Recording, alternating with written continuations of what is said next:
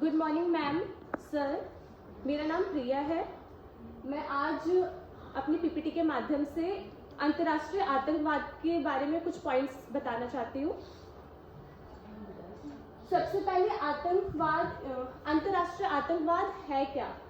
अंतर्राष्ट्रीय आतंकवाद आतंकवादी जो दूसरे देशों में जाके उनके बॉर्डर्स से शांति भंग करते हैं या बॉर्डर क्रॉस करके वायलेंस क्रिएट करते हैं, इसको इंटरनेशनल आतंकवाद कहा जाता है।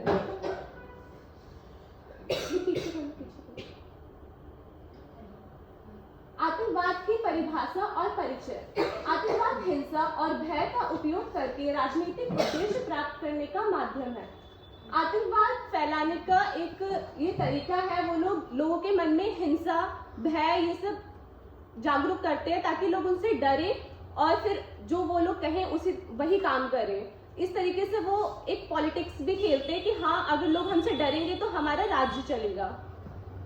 जब ये राष्ट्रीय सीमाओं को पार करता है तो इंटरनेशनल टेररिज्म कहते हैं। ये विश्व शांति और विकास के लिए सबसे बड़ी चुनौती बन चुका है। ऐतिहासिक पृष्ठभूमि, इसकी हिस्ट्री भी है। ये कहां से स्टार्ट हुआ? द्वितीय विश्व युद्ध के बाद शक्ति संतुलन की लड़ाई ने कई आतंकवादी संगठनों को जन्म दिया। इसीलिए मैं सबसे पहले धन्यवाद अपने टीचरों का करना चाहूँगी कि उन्होंने मुझे ये मौका दिया। तो आज मैं लेकर आई हूँ भारत रूस संबंध। भारत मतलब रूस 1917 से पहले जार के नियंत्रण में था। उसके बाद जब आज़ाद हुआ है तो 1922 में सोवियत संघ का गठन हुआ है, जिसमें 15 गणराज्य मिलकर सोवियत संघ का गठन हुआ था। सन 1922 में सोवियत संघ की सत्ता लेनिन के हाथ में थी। सन 1924 में लेनिन की मृत्यु होने के बाद ये सत्ता स्टालिन के हाथ में आ गई। स्टालिन के हाथ में ये सत्ता आने से सोवियत संघ एकजुट रहा, लेकिन मिखाइल गोर्बाचेव के हाथ में ये सत्ता आने से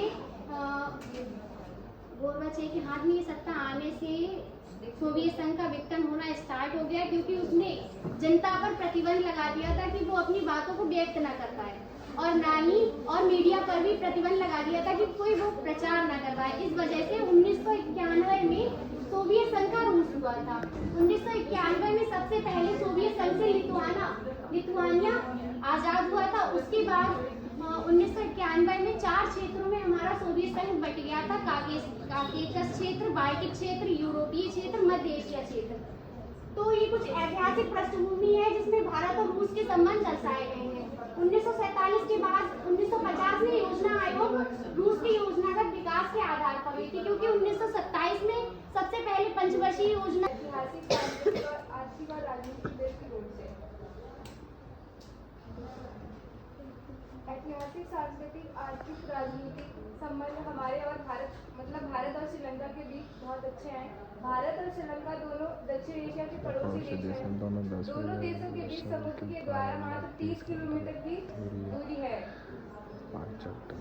और जो एक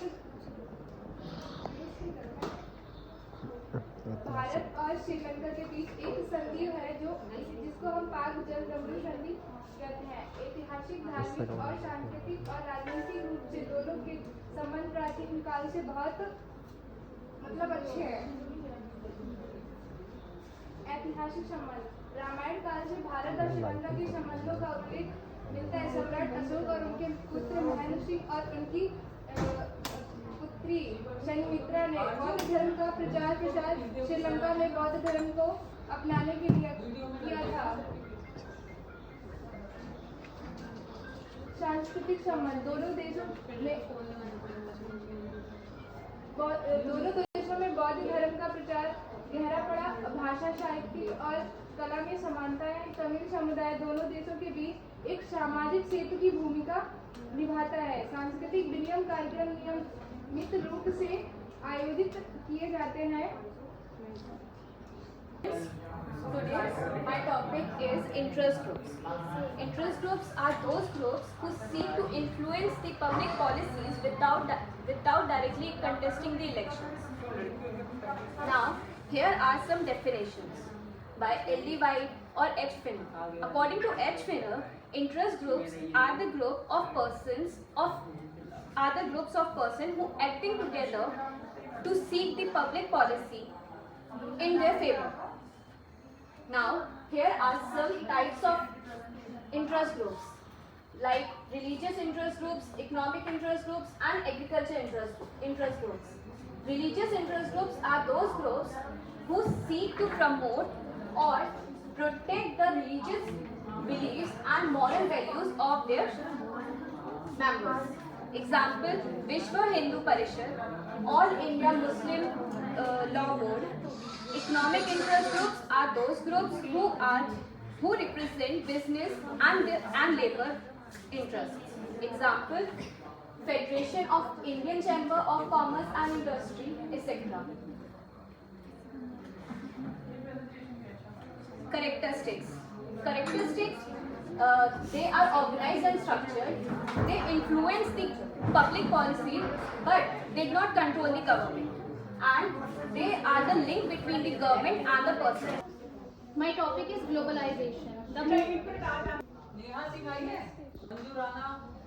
The movement towards the expansions of economic and social ties between countries through the spread of corporate institution and the capitalist philosophy that leads to the shrinking of the world of economic terms.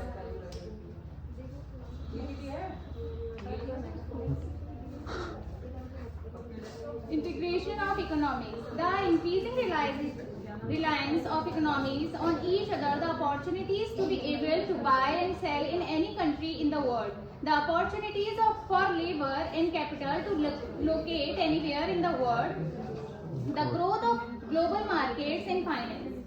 Integration of economies made possible by technology, communication networks, internet access, growth of economics, corporation, trading, collapse with communism, movement to free trade versus aid.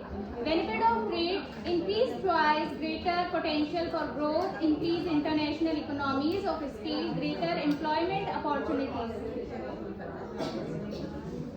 Disadvantages of trade, increasing gap between the rich and the poor, dominance of global trade by the rich, northern hemisphere countries, lack of opportunities for the poor to be able to have access to markets, expoliation of workers. On Asia. So, introduction of Asia. If we are talking about like what is ASEAN, that the Association of Southeast Asia Nation is a regional intergovernmental organization founded on 8 August 1967 through the Bangkok Declaration. Bangkok Declaration is also called ASEAN Declaration. Their founding members are Indonesia, Malaysia, Philippines, Singapore and Thailand. If we are talking about current member of ASEAN, there are 10 countries including Brunei, Vietnam, Laos, Myanmar and Cambodia as well. If we are talking about motto of ASEAN, one reason, one identity and one community. Historical background of ASEAN. ASEAN was established during the Cold War to promote stability and cooperation in South Asia. The aim of ASEAN to prevent the spread of communism and reduce regional conflict. The 1976 Bali Summit established the Treaty of Amity and Cooperation